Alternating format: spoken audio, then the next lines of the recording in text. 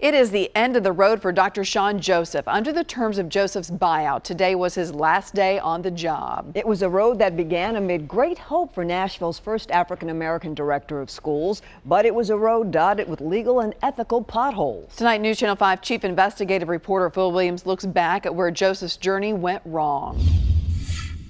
All I need to hear from you is... I accept. All right. Shawn Joseph took over the helm of Metro Schools in July 2016, with the school board essentially giving him a blank check. I think that Dr. Joseph needs to do whatever he needs to do to make sure that we are successful. Within months, there were ethical questions. I mean, I hold myself to the highest level of integrity. A school maintenance worker was directed to work on Joseph's house. An email showed he would be on the clock at taxpayer expense. Joseph blamed his assistant. So where did she get the idea that he would be on the clock? Did that come from you? No, and that's why I corrected it in an email. And our investigation caught the school's director using a bus driver to chauffeur him around town, including for personal errands, with taxpayers paying for the driver to wait and wait. But when we tried to show him the video... Thank you. Here's video Thank you, sir. Of tax dollars at work. Thank you. Appreciate it.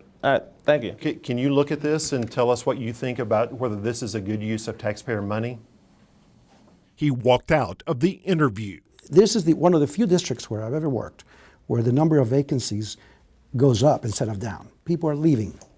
People are not happy. In late 2017, one of the director's longtime friends, Mo Carrasco, resigned amid a sexual harassment investigation. On his way out, Carrasco raised questions about how Joseph was spending the district's money. I made a statement one day to some of the executive staff that we have too many contracts, too many consultants in the district, that they're running into each other.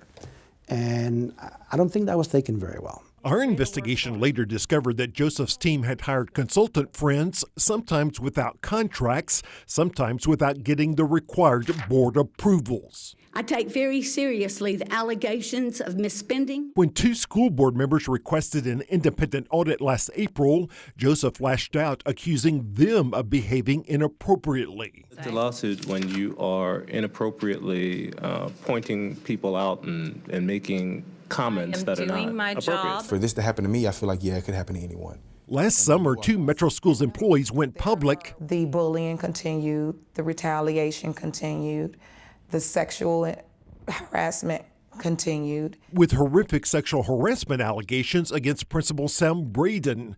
The district's own files showed there was lots of evidence. Still, Joseph's team did nothing. Did you drop the ball? I did not drop the ball. I appreciate it. To try to calm the controversy, Joseph later convinced the school board to sign a $100,000 contract with a Nashville law firm to review the district's HR practices. Break the ties of the vice mayor.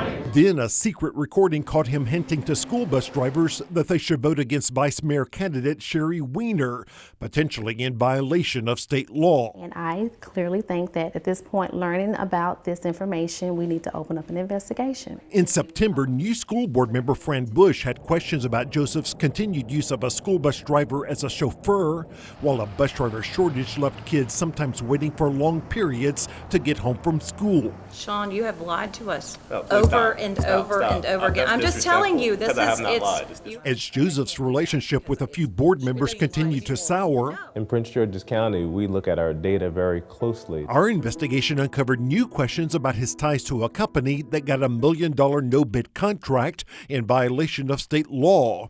The district bought the company's student assessment software, then did not require schools to actually use it. There's no name calling because it's all in the report. Then News Channel 5 Investigates obtained a confidential HR report which warned the district is facing a morale crisis that threatens its ability to attract and keep good employees. I had a student that actually threatened to kill me. And a group of teachers decided to go public, suggesting that Joseph's discipline policies were making their jobs harder. When students are in school and they're disruptive and they're running through the halls and they are using profanity and hurting other students. Through it all, the school's director never took personal responsibility for any of the controversies. You know, I'll tell you what I don't respect about you, my friend, is that you like to try to create unnecessary narratives on very important topics to try to create this hysteria. You should be ashamed of yourself. Nearly 3 years of controversy May I show of hands, please? brought to an end by the board's decision to buy out the embattled director's contract. Phil Williams, News Channel 5 Investigates. And if you want to see all of Phil's investigation, just go to newschannel5.com, click on NC5 Investigates, then click on Metro Schools.